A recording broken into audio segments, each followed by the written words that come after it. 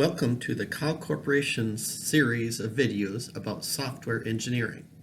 The topic of this video is variable initialization. Before proceeding, make sure that you have already watched these other videos first. Our previous video said that because this variable is defined outside of all functions, it will have static lifetime, which means that its storage will exist in memory throughout the entire running of the software. This variable can be manually initialized. Even though this GF static variable is defined inside of a function, it also has static lifetime because the programmer marked it with the static keyword. This variable can also be manually initialized. Lastly, our previous video said any other variable defined inside of a function but without having the static keyword would be a local variable.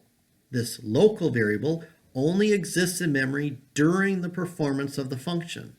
Once program flow reaches the end of the function, this local variable would get destroyed, and the next time the function gets called, a different instance of this local variable would get reserved from memory.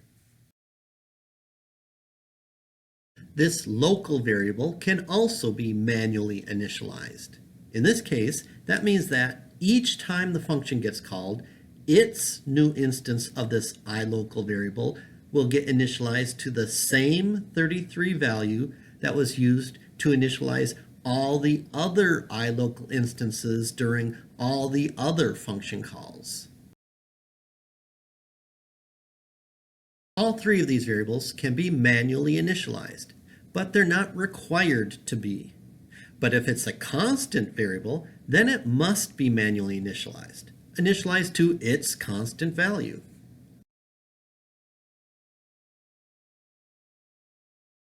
GF static and iLocal are scoped within the function. They're never even going to be used outside of the function, so they're certainly never used outside of the source file. But GI static could be.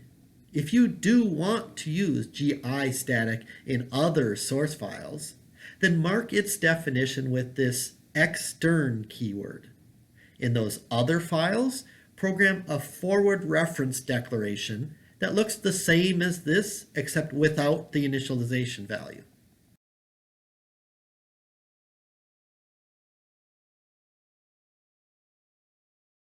If you don't manually initialize a variable, then it might get automatically initialized, but only some kinds of variables do.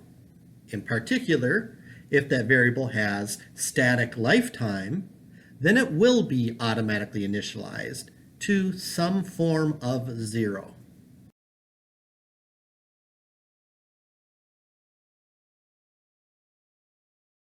For a local variable, it will get automatically initialized if it's an object, because a default constructor gets called for constructing any object variable that isn't otherwise manually initialized.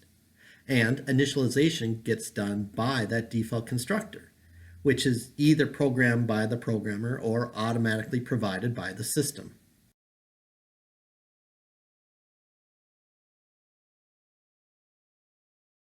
But if that local variable has a primitive type, something like int, then it will not be automatically initialized. And trying to use that variable's value would be an unsafe thing to do until something gets assigned to it.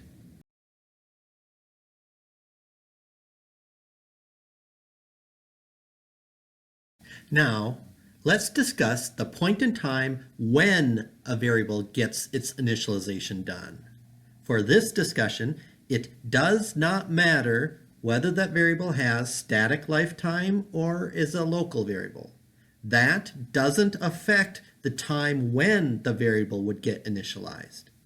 It also doesn't matter whether or not the variable is a constant. What does matter is where the variable's definition is written. For variables like this gf static and iLocal, which are written inside of a function, they will be initialized at the point in time when program flow first reaches that code line, which will be sometime during the first function call. In the case of gf static, remember it has static lifetime, so that same gf static variable still exists the next time do function gets called. That same gf static variable is still stored in the same location in memory. gf static is not reinitialized. Instead, nothing happens the second time program flow reaches that gf static code line.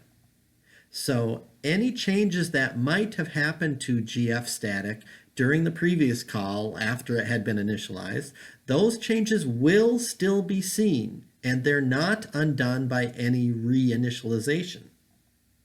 But now consider iLocal. iLocal is a local variable. It also gets initialized at the point in time when program flow reaches its code line. But the next time do function gets called, there will be a different iLocal variable stored in some different location in memory. So during the second function call, that second instance of iLocal will get reinitialized.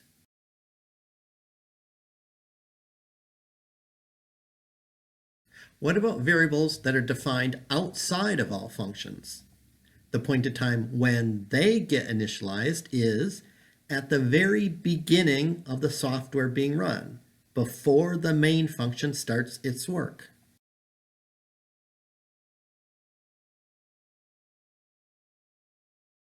There's only one instance of a static lifetime variable, even if multiple objects are involved.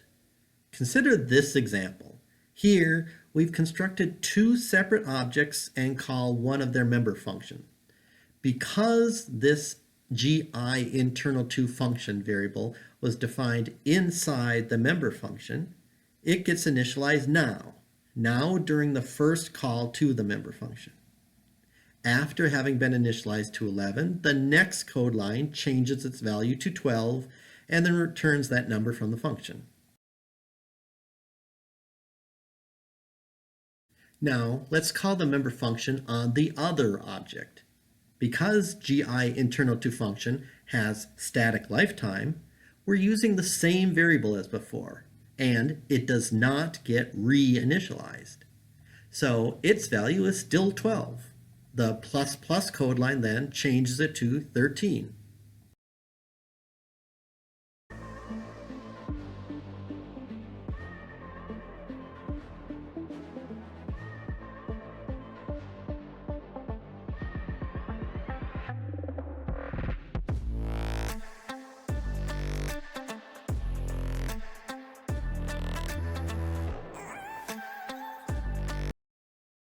Normally, you cannot manually initialize a global variable in a header file, because that header file is usually included from more than one source file, and you're not allowed to specify the same initialization again.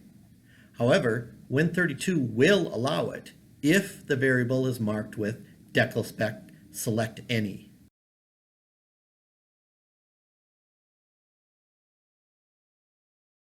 There is a similar issue about putting a full function definition in a shared header file.